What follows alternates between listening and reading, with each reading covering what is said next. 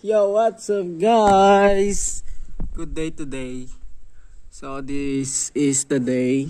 Isang highlight sang Hinigaran amo na ang hinugyaw sa Hinigaran Festival.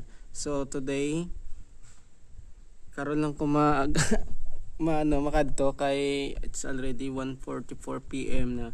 Pero ti pa kainit-init. So mabiyahe pa ko. So init-init guys, hindi ko kagawa. Karon lang ko makadto sa ilang nga festival kay alas 3 to nabutang sa schedule.